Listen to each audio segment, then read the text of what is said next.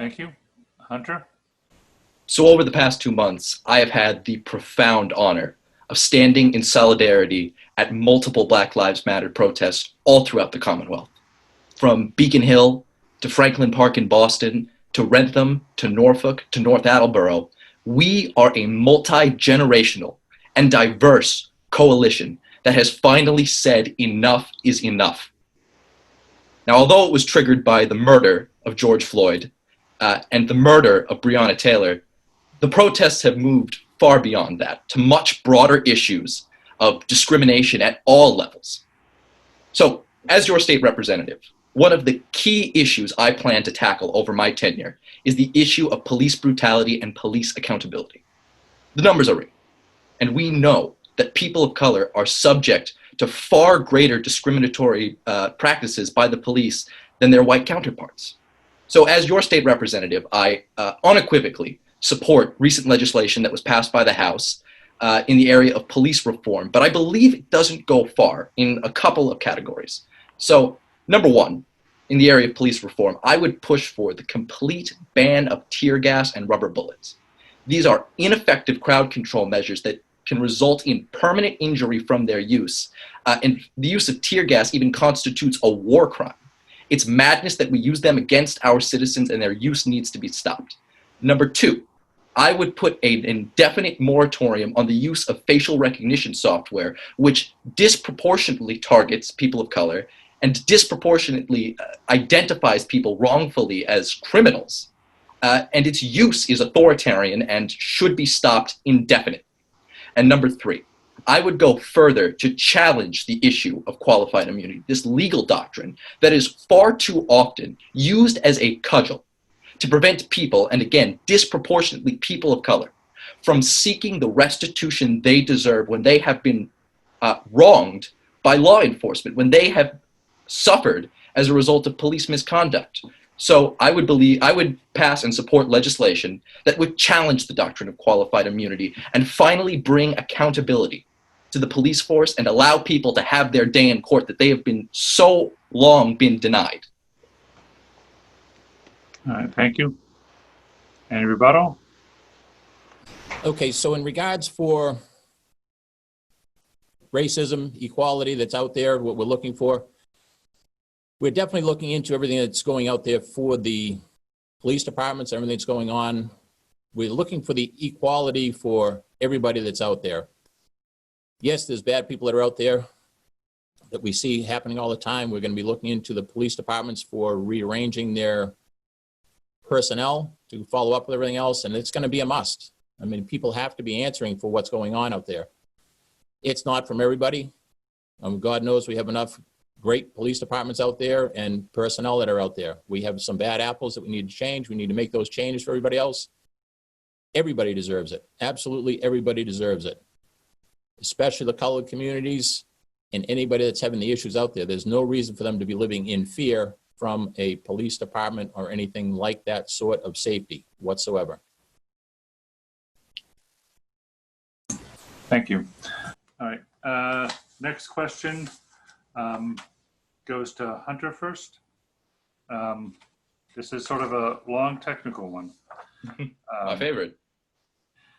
House Resolution 3208 and Senate Resolution 2163 in the current session would have Massachusetts call for an amendment to the U.S. Constitution to affirm that the rights protected by the Constitution of the United States are the rights of individual human beings only, and money spent to influence elections is not protected free speech and may be regulated to ensure equal access to the political process for all Americans. What is your position on these resolutions? If you support them, would you file or co-sponsor and champion them in the next session? I unequivocally support the House resolution to limit the disastrous decision of Citizens United that allowed for billions of dollars in dark, unaccounted for money to flood into our political process and poison the well by allowing those who are wealthy to disproportionately influence the political process and block out folks who do not have the money. So I absolutely would support this resolution, and I absolutely would champion it. My campaign, one of our founding principles is on the principle of accountability. And it doesn't get much more accountable than being able to make sure these influences on our democracy, the influences of big business and large money flooding into our political process, is stopped, equalizing the political process and allowing everybody, no matter how wealthy you are or no matter how poor you are, to have an equal say and use their speech equally.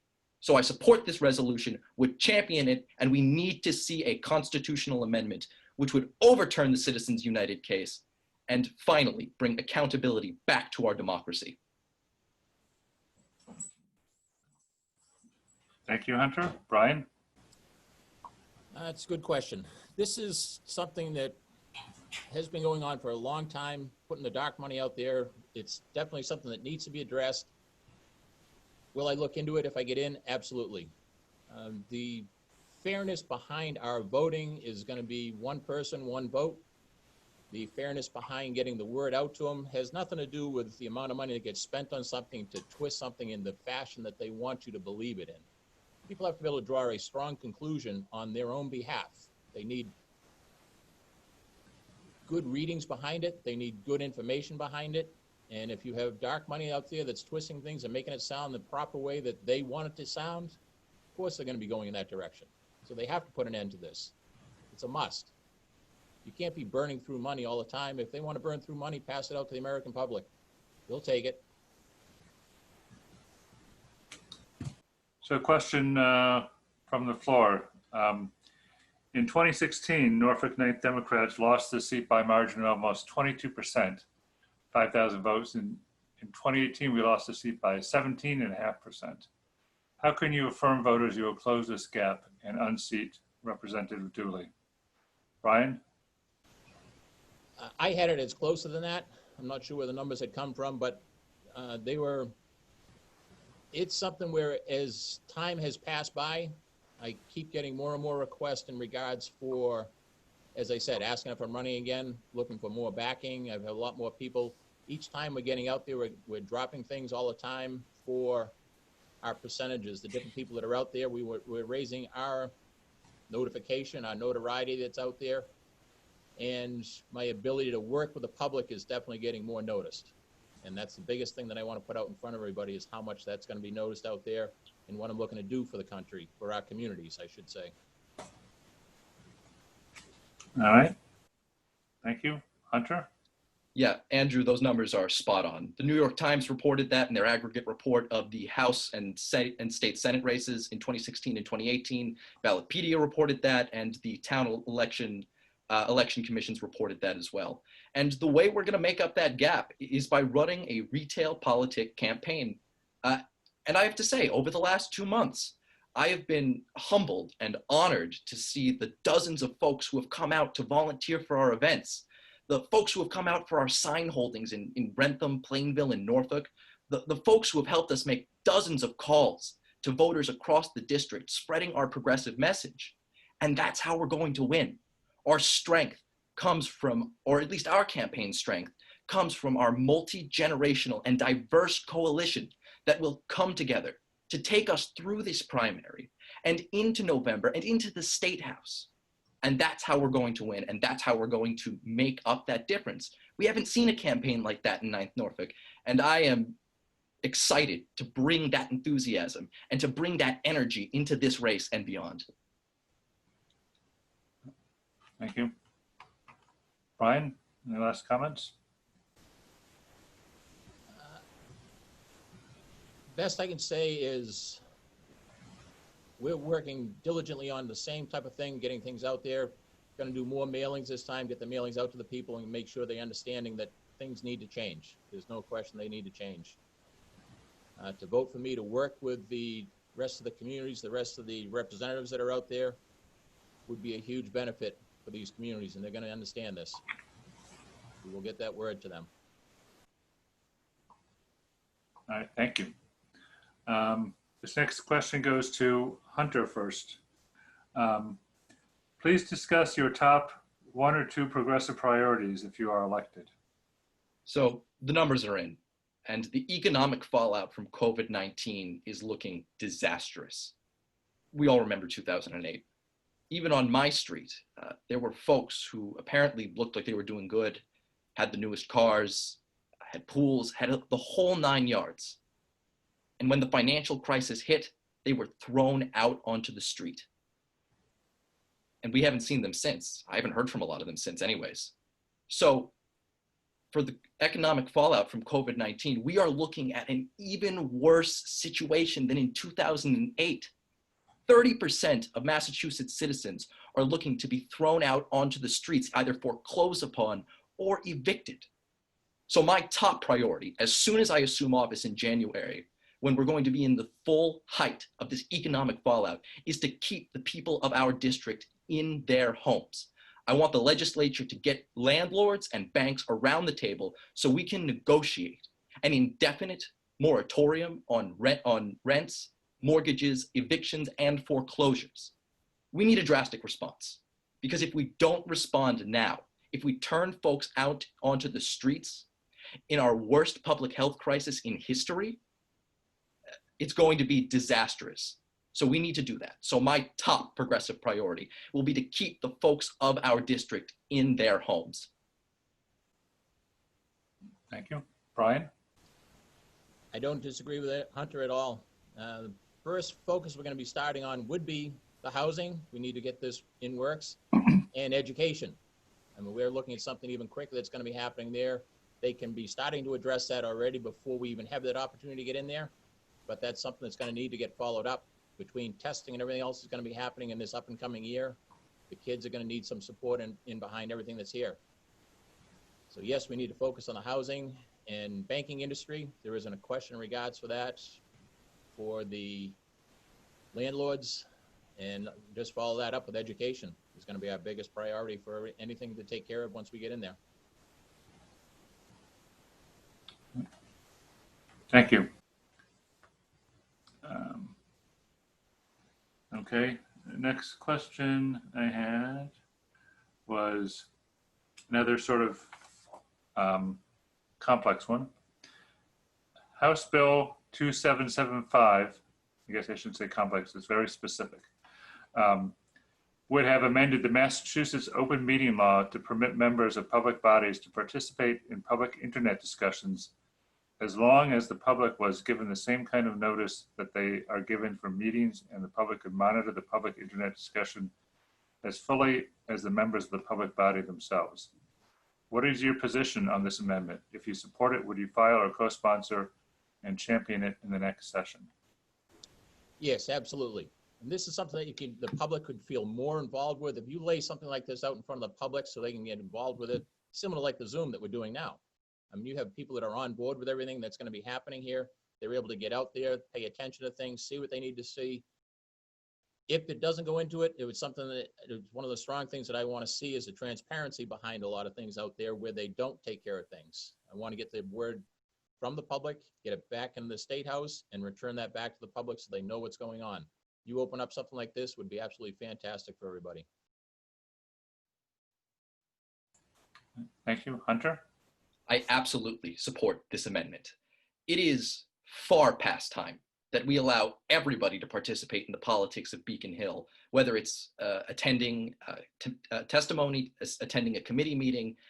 It's madness that we haven't done this sooner. You have folks living out in Pittsfield who are 3 hours from Boston who have not been able to fully participate in that process, because again, it's not just closed door meetings. There are dozens of meetings every day happening on Beacon Hill for committee meetings and testimonies being heard. So we need to open that up to everybody, regardless of their locations. It even hits us hard in a suburb like ours, where we're an hour out from the city, and it's difficult to get in and participate in these public meetings. So absolutely, I support opening up these meetings to participation from the internet. And I think all of us can agree with that, as we're all engaged in a town hall over Zoom. It's a no-brainer to me, and I think it's an important step to opening up access to Beacon Hill politics and bringing an important level of accountability to our state government.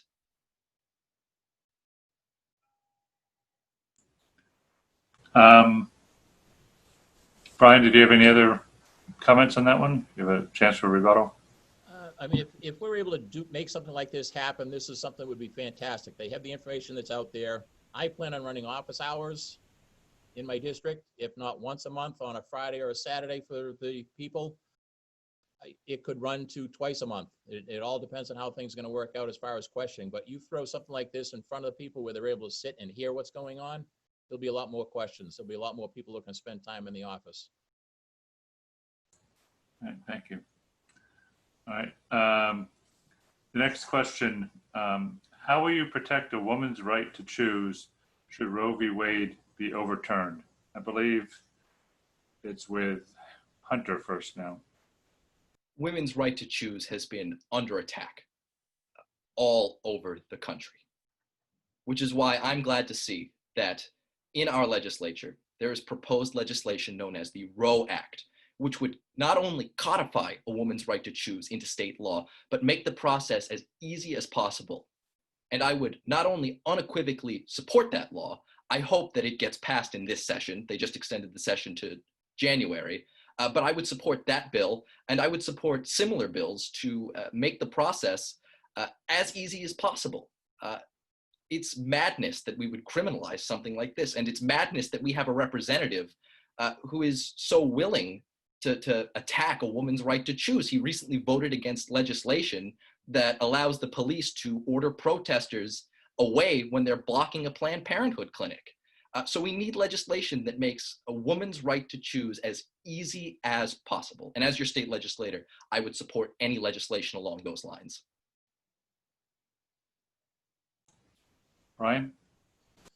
The biggest thing in regards for any of this for groups like Planned Parenthood is the fact that they're getting great information out there for people. So to get something out there like for people so they understand their full choices that they have, they're able to make for their bodies. I mean, this is for women's lives. This is for the different changes that they're looking to do, things that need to happen for them so they can fully understand their options that they have.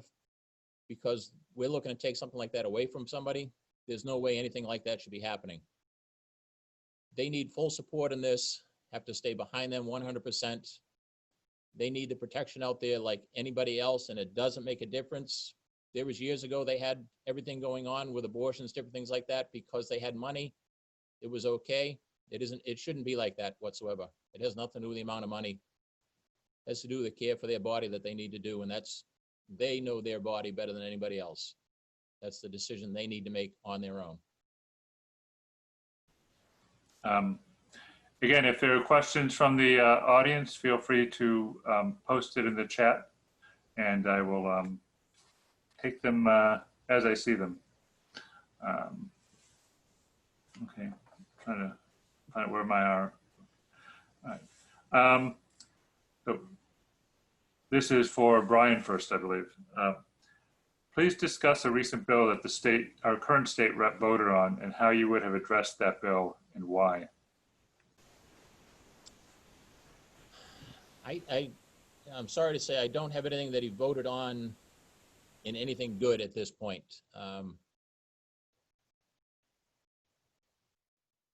It's fine to disagree with his vote and why you would vote differently. Yeah, I just, right at the moment, I don't have anything, and I should. I'm sorry. All right, Hunter? So recently, Sean Dooley voted against the sweeping police reform bill that was passed by both the Senate and the House last week. It's beyond frustrating to see that we currently have a representative that puts so little emphasis on police reform, not only doesn't think it's an issue, does not think that he needs to address it. So I absolutely would have voted in favor of that police reform bill. But at the same time, I don't think that that bill went far enough. So as state representative, I would have proposed several amendments. As I mentioned previously, I would have proposed an amendment that further rolled back qualified immunity and made it so that folks wronged by police misconduct could seek the restitution they deserve. I would also propose an amendment in the House bill. This was proposed in the Senate version of the bill, but not in the House bill, that puts a year-long moratorium on facial recognition with the idea of extending it to long-term once the year is up. And thirdly, I would have voted yes, and Sean Dooley voted against this amendment, on the amendment that banned the use of tear gas and rubber bullets. As I've mentioned, these are weapons of war. Tear gas's use is banned as a war crime by several internationally recognized accords, and rubber bullets have the chance of inflicting permanent injury, a 15% chance of inflicting permanent injury, and a 3% chance of killing somebody outright. These are weapons of war and have no place in our law enforcement. So I would have voted in favor of the amendment that would ban police use of those weapons of war. So that's how I would have addressed that bill. Thank you. Brian, any last comments? No, thank you. All right. We do have a question from the floor. Do you endorse, and this is to Hunter first, do you endorse any of the candidates running in the primaries for U.S. Senate or House of Representatives for our district? So we have some great folks running for the U.S. House of Representatives and the U.S. Senate. In our congressional district, I give my full-throated and complete endorsement of Ihsan Lecky. She has gone through such incredible hardships as an immigrant from Morocco. She was a financial regulator, and she has the most progressive platform in the race. I think she would do great things for our district, and I give her my complete and total endorsement. And I also endorse Senator Ed Markey for re-election. He has been working hard for the past 40 years, has been ahead on almost every single important issue we have faced. He's been ahead on climate change. He's been ahead on nuclear proliferation. He has been ahead on rights that we have online. His support of net neutrality is inspiring. His constant fight to increase our transportation in the Commonwealth and his fight against qualified immunity has been inspiring. And I look forward to seeing him continue to serve us in the years to come. Thank you. Brian? I am looking at Joe Kennedy for U.S. Senate. I mean, he's somebody that I firmly believe in. Exceptional person in the aspect that he warmly believes in the American public. He's pushing for things. He has made a lot of things. He's worked on so many things in Congress. He is enthusiastic behind what he does. He is well-versed in what he does. He is well-liked in everything he's doing out there. He's just a great person to get things in and make things change for us. And for the House of Representatives? I don't have anybody on that one at this point right now. Sorry. All right. Thank you. Hunter, any last comments? It's just been incredible to see the upspring of youth support for both Ihsan Lecky and Ed Markey. And I just wanted to comment on how incredible it is to see folks my age who have been given to believe that they can make a difference in politics, that they can stand up and support the candidate that they believe in. And it's just been truly inspiring to see that among my generation, that we're ready to step up and lead. Thank you. Next question is to Brian first. What do you propose to improve public transportation in the district and the surrounding region? One of the bigger things I've been talking about the last couple of years in regards for things is the contribution that the larger companies can make back to the local communities. A lot of times they're getting tax breaks in there. So what I'd want to see is those larger companies, if they have people coming from different areas, because let's face it, if they're big companies, they're bringing people in, they're coming from different communities. So they should be putting money back into their local communities where their employees are coming from. That would help work out the budgets that are out there. That'll help put in extra money into local towns that are out there. And it's just something I would like to see happen. I want to emphasize in regards for that of the companies that are out there to put the stipends not so much into their local towns where the businesses are, but back to the communities where the people that are actually supporting their companies are from.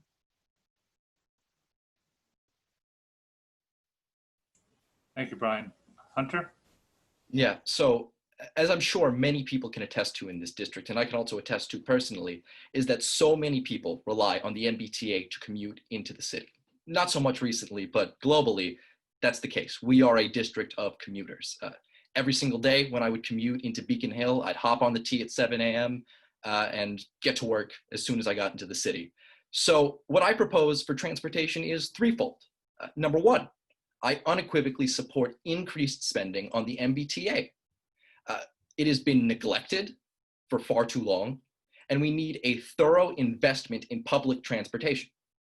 Number two, I propose increasing service hours for the MBTA to once an hour. It's crazy that if you miss a train, it's 2 hours till you get the next one. So it's time that we open up access to public transportation and make it as easy as possible to get into the city. Like I said, we're a district of commuters. So that easy access is crucial for our continued well-being as a district. And thirdly, I would like to look at lowering fare costs and keeping fare costs as low as possible with the long-term goal of making fare on the MBTA free. It's about time that we open up access to transportation to the city and make it as free and open as possible, because any hike in fare is a regressive form of taxation in order to fund the MBTA. It's something that we should be paying for at a state level, and we as citizens should be enjoying the benefits of that investment. So that's the long-term goal. Thank you.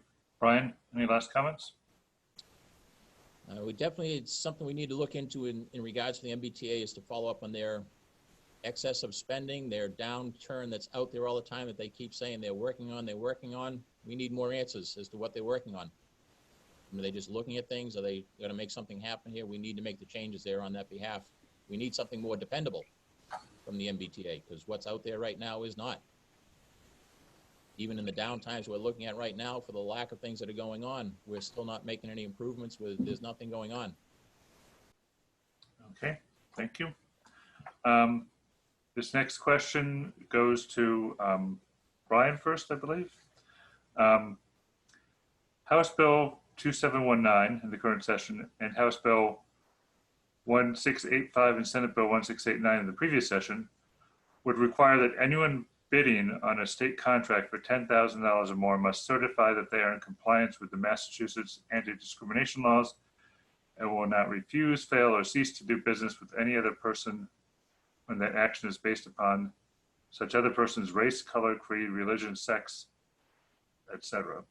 Those bills failed, I believe, because there was lobbying to allow a contractor to accept more than $10,000 of taxpayers' money and still discriminate against Israeli businesses. What is your position on this anti-discrimination legislation? If you support it, would you file or co-sponsor and champion it in the next session? Absolutely. Biggest thing they need to do is they need to get more accountability, again, behind their performance. They can come in at a low-end contracting, but you need a job that's going to be done and done properly, safely. Workers, you'd have to watch out for the workers. You need to get the job done that's supposed to be done out there. It has nothing to do with the people that are out there, because they don't want to work with different companies, different things like that. After something comes along and makes a change somewhere along the line, they have a contract. They have to abide by that contract. Doesn't matter who they're going to be working with. Somebody else make change. There's changes all the time in the workforce. They have to do something in regards for that. They have to keep working. They have to continue that contract in a proper manner. There's no reason that they can't do that. Thank you. Hunter? Hate has absolutely no home in Massachusetts. Speaking on the discrimination against Israeli companies, although I personally am not Jewish, my last name is an extraordinarily, is a traditionally Jewish last name. And my father faced many anti-Semitic attacks at his high school in Islip, New York, and his Jewish classmates were terrorized extremely. So hate has absolutely no home in Massachusetts. So I would love to speak with the co-sponsor, the current leading sponsor on that bill, and see if we can push to get that through. Thank you. Brian, any last comments? No. Okay. Question from the floor from Andrew. For the past decade, the cost to attend a Massachusetts university has surged immensely. What legislation would you support to make it more affordable for people of the Commonwealth to seek higher education? So Hunter, this is to you first. College affordability is a problem that's hit my family pretty directly. When my sister was attempting to gain a higher education, the people at the financial aid office looked my family in the eye and said, well, you can always take out a second mortgage on your house to pay for it. So the fact that college tuition prices are skyrocketing is unacceptable. Every student I have met, and I am also an attendee of a University of Massachusetts university, every single student I've met as part of the UMass system is a hardworking citizen who deserves a free education. So that's why, as your state legislator, I would co-sponsor an act relative to establishing tuition-free college in the Commonwealth. The argument is not only a moral one, that everyone should have access to a public education regardless of income, it's also a practical one. As it stands, right now, Massachusetts only funds, I don't have the exact numbers in front of me, but according to the Department of Education, less than 30% of the operating costs of UMass. And that leads to a lot of issues. It leads to budgeting instability, as the university year to year has no clear view of how it's going to be able to cover its operating costs. So I support passing an act relative to establishing tuition-free college in the Commonwealth to end that budget instability and give the education that the citizens of the Commonwealth deserve. We're trailblazers on education ever since the time of Horace Mann, and I think it's time we lead on education again. Thank you, Hunter. Brian? The biggest thing is going to be how to financially support it, how we're able to do all this. We can look into doing whatever we want to in regards for making our payments and everything else. I was one that took out, not a second mortgage, but definitely took out some loans out there in order to pay for my kids' educations that are out there. Did I agree with it at that time? No. Did they get a great education? Absolutely. Is there something different that we can do about it? Definitely have to look into it. These things are actually skyrocketing, as we were saying, Hunter was saying before. It's astronomical what you have to look at, what the kids have to make coming out of a college afterwards. The jobs are getting far and fewer between. They're graduating more all the time. They're getting less to turn things around afterwards. They need some sort of sustainability out there, so we have to help them out with their college education. We need to work on getting those costs down. Thank you. Hunter, any final comments? Yeah, just to cap it off, right now, due to COVID, the UMass system is in a period of crisis. There's a lot of, there's a potential that the system might become insolvent. So we need to fund it at 100% again, not just to provide equal opportunity and education to everyone in the Commonwealth, but to really save our university and end that budget instability that it has been grappling with for decades. And the only way we do that is by funding it at 100%. And the happy consequence of doing that is that everyone, regardless of their background, regardless of their income, are able to receive the education that they deserve. All right, thank you. Brian, this one's to you first. What political figure do you idolize and why? John F. Kennedy. John F. Kennedy was somebody that I look forward to. I mean, he was one that pushed for higher limits all the time. Biggest saying that he had that always comes to my mind is not what my country can do for me, but what can I do for my country? And that was something that I heard. I mean, he passed when I was in 63. I was born in 62. I heard it in recordings afterwards, and it's something that has stuck in my mind. That's what's putting me in the position that I'm in right now. I run a family business.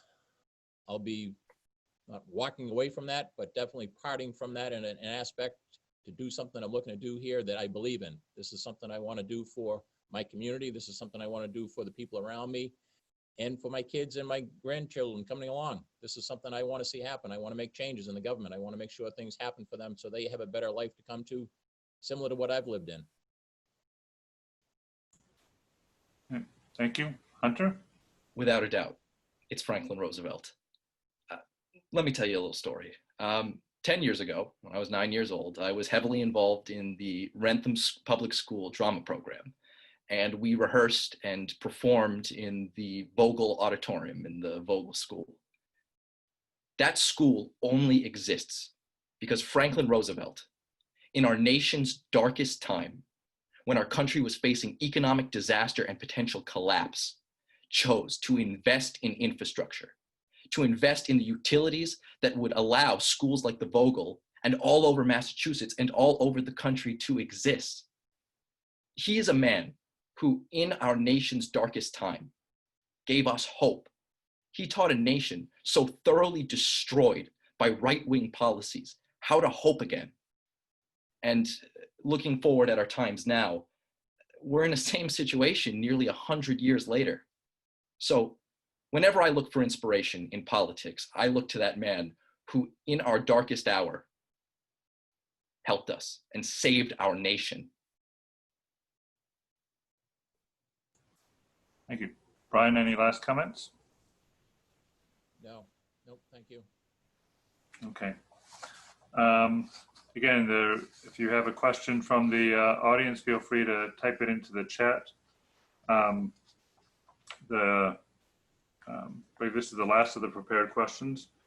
And this is to Hunter first. If elected, what would you do about your commitments to your business or schooling?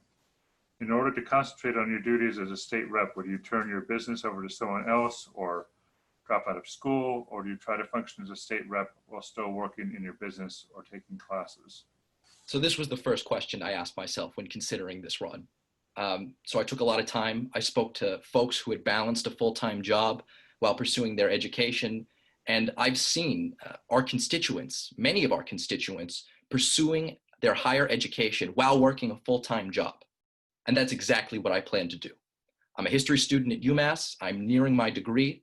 So the plan is to do night classes for a year into my term. And at that point, I will graduate and be able to put my full energy into this job. And I'll be putting my full energy into this job for the full term. You know, it'll definitely be difficult to balance both, but I am certain that I can give this my full attention. It's a 9-to-5 job. That's one thing I learned as an intern. You got to be putting in the hours for it on Beacon Hill. So I fully intend to have this be my primary focus while also pursuing night school like many of our constituents do. Thank you. Brian? I will, as I said before, I run a family business. We've been in Norfolk here now for 56 years. And I've been the last 2 years focusing on the fact of training somebody else to be running my business while I am not here, while I am in the State House, because it's something that I definitely was taken away from the time frame that I had to spend on it for the people, to reassure the people that I had the time and focus that I had for their community services. I want to be here for the people.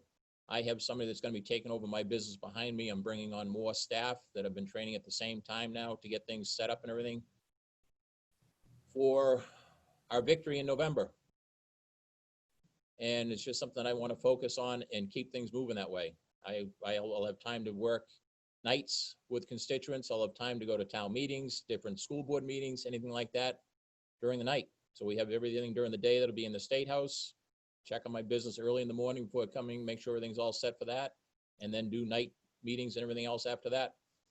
From school board meetings to town meetings, anything like that that people are going to be looking to do, I want to stay a full focus on my communities. That's interesting. Okay, so 2 other questions from the floor.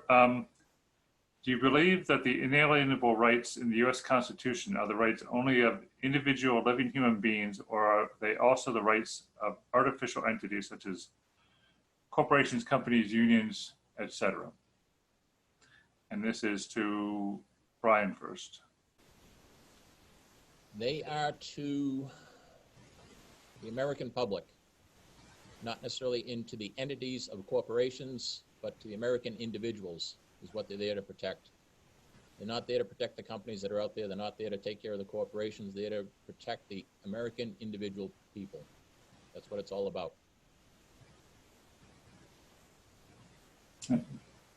Thank you. Hunter? Corporations are not people.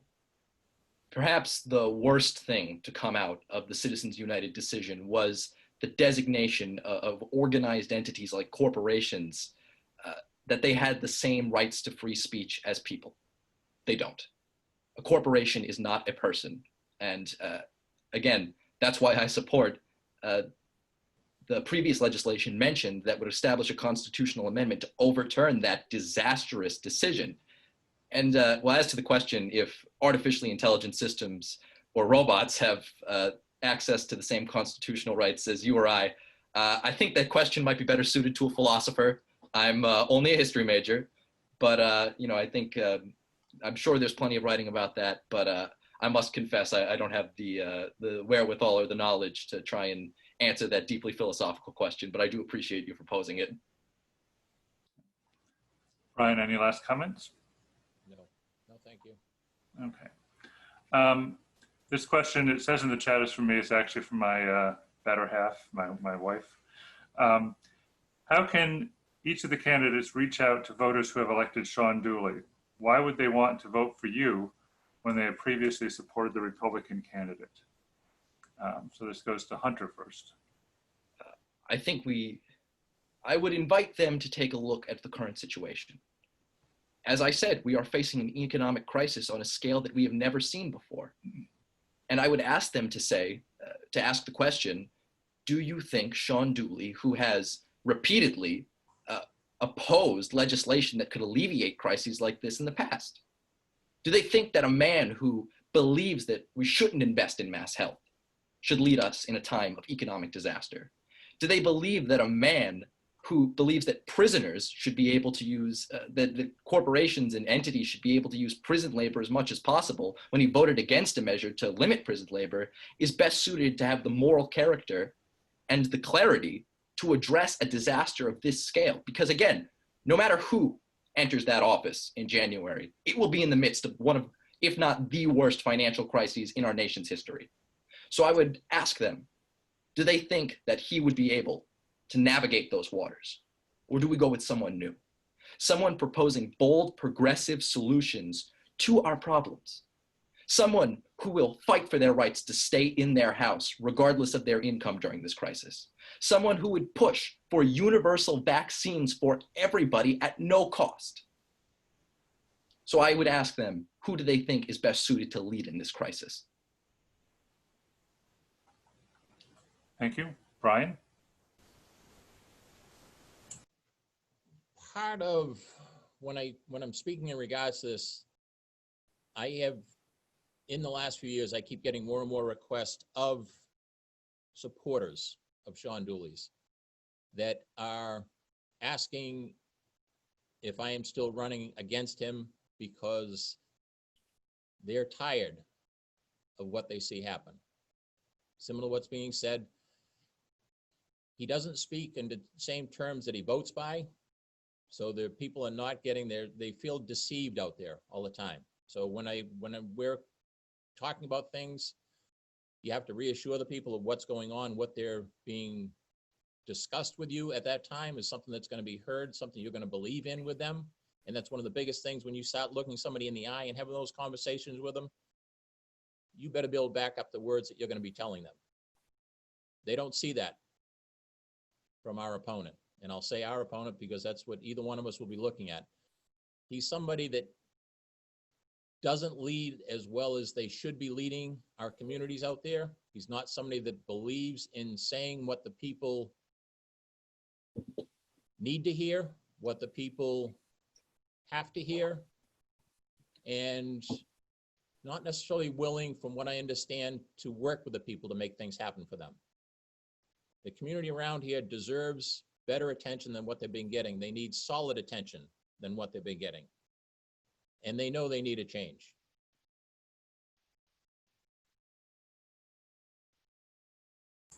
Thank you, Brian. Hunter, any last words? Yeah, Sean Dooley is a dangerous right-wing extremist. He's a Trump Republican and he needs to be stopped. And the way we're going to stop him is by giving a clear progressive alternative, making the difference between who is running against him and himself as clear as possible, because he benefits when he is able to pass off as a moderate and convince people that he's middle of the road.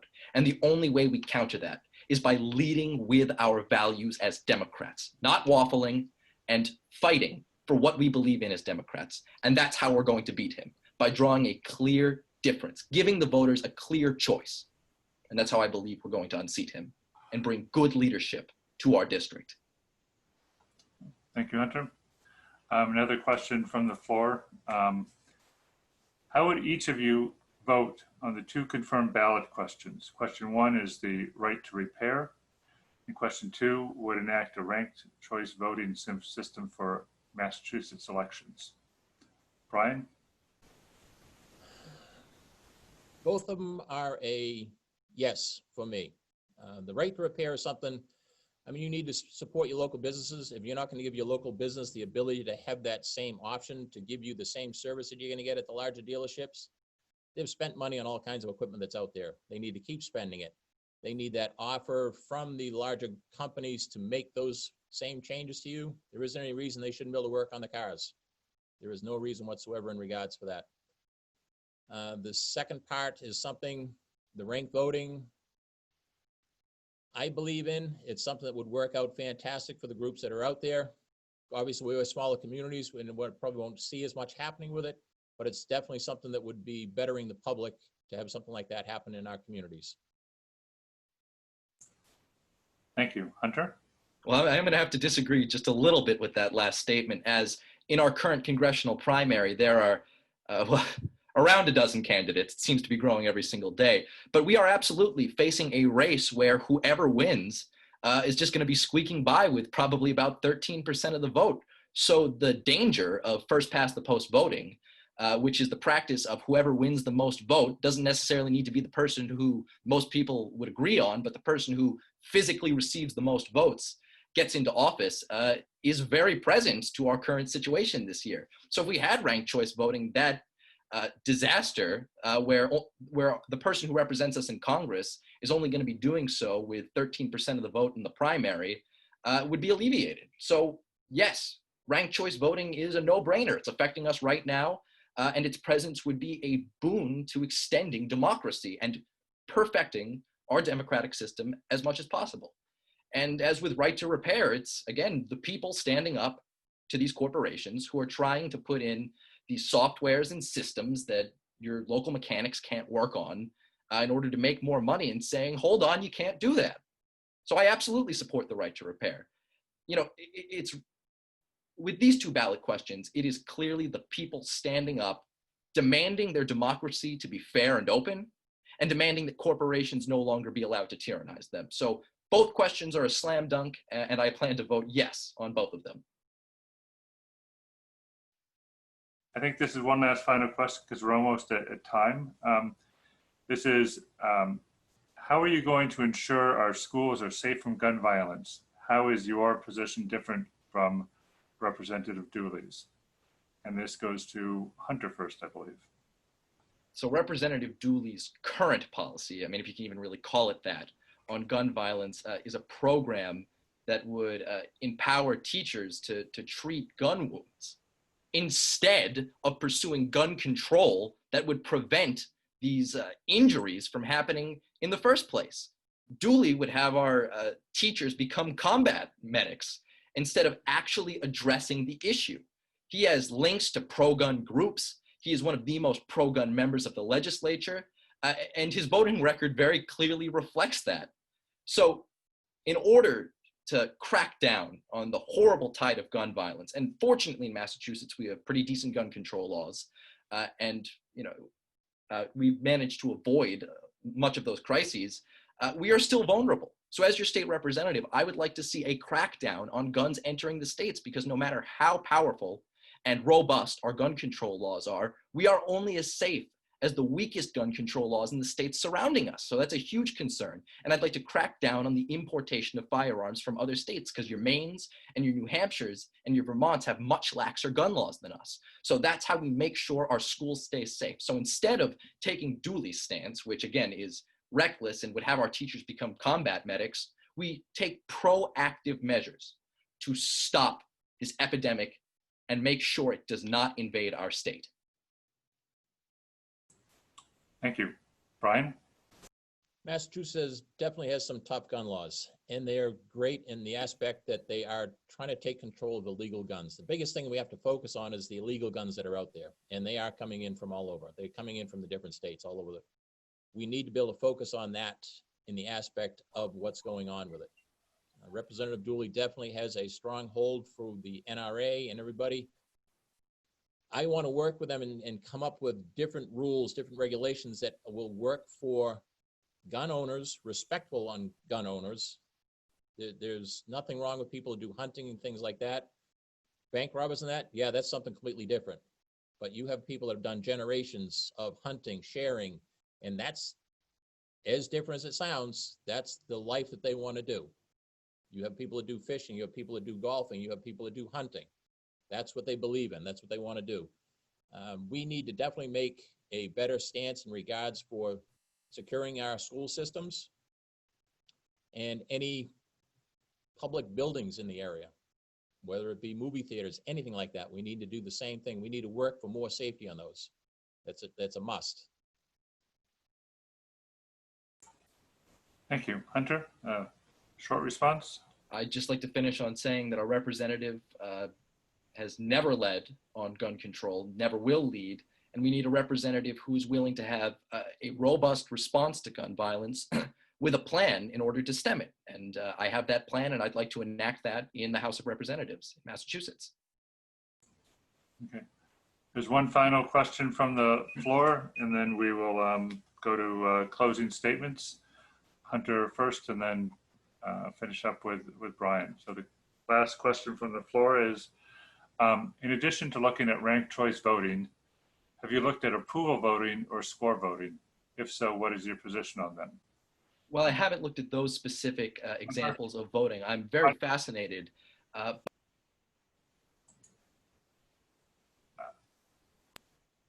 I'm very fascinated by a lot of the research that political... Hunter, I think this is Brian first, doesn't it? Oh, sorry. Sorry, that's why I was interrupting you. Sorry. My bad. Sorry about that. Brian, please go. What was the question again, please? It was, in addition to looking at ranked choice voting, have you looked at approval voting or score voting? If so, what is your position on them? I really haven't looked in regards for either one of them. The approval voting seems to have a better ground in behind it. The ranked voting is the one that seems to come up all the time, and that's what I've been focusing on the most. Thank you. All right, Hunter, your answer? Yeah, well, so while I'm not familiar with those methods of voting, it definitely has been interesting to see what political scientists have been writing about democratic theory and how better to make our democracy perfect, because we all agree that first past the post, the system we use right now, is ineffective and does not represent usually the majority will of the people. So it's really heartening to see these advances in democracy, because democracy in a way is a science. Ensuring how we make the majority of the people have their voice be what is enacted in government is really a process that's constantly evolving. So while I do support ranked choice voting, I think we need to be experimenting with our democracy, listening to these political scientists. There's a lot of promising theories that they're presenting, multi-member districts, which would make representative bodies more democratic. So I support experimentations in democracy always, in order to make the will of the people heard and the government accountable. Thank you. Brian, last words? I mean, what's going to happen is we need to follow up with more consistency of what's going to happen out there for the voting system. You know, we got to find something that's going to work for us. As everybody knows, you know, majority's not working all the time here now. It doesn't work that way. It's not been set up that way. So we need to set on that, get some goals set up there, and start focusing on more of the observations that are out there, and start listening to these people that are out there and telling us something different.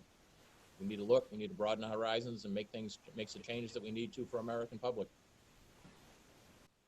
Okay, thank you. All right, so we're at 8 o'clock, so we'll do the closing statement. So Hunter will go first with his 2 minutes, and then Brian will wrap up with the final 2-minute closing statements. And I'd like to say thank you to all our attendees after that. So Hunter, please start your 2-minute closing statement. I'd like to start by thanking the many dozens of volunteers who have come out to help our campaign so far. I quite literally would not be here without you, and your support is going to be essential to winning this primary and moving on to the general election and unseating Sean Dooley. But this campaign is prepared to go to the general election. We have raised thousands of dollars. We have made dozens of phone calls to constituents in the district. We have held sign holdouts to get our name out there, to communicate good policy to the people of 9th Norfolk. And if elected as your state representative, I will push for good progressive reform to bring accountability to our democracy and make sure that everybody, no matter their income, background, or anything, has access to the same opportunities that everyone in our Commonwealth has. When we get to November, we're going to need to give the people of 9th Norfolk a clear choice. I don't believe that a middle-of-the-road centrist is the clear choice. I think we need a progressive to go to the general election in November, a progressive to make a clear difference between us as Democrats and Sean Dooley, and a progressive to deliver a victory in November and unseat the most anti-labor representative in the Commonwealth, the most anti-LGBTQ plus member of the House of Representatives in the Commonwealth. And I think I am the one to do that. So my name is Hunter Cohen. And as always, I ask for your vote in the September 1st Democratic primary, and I ask for your vote in the November 3rd general election. Thank you. Thank you. Brian? First, I'll start with thanking the Norfolk Democratic Committee for having us on tonight. I'll also go into step forward and say thank you to all my participants that have been helping out with everything for my election, and will be continuing for pushing things along here for the primary coming up and continuing further. We need to make changes here.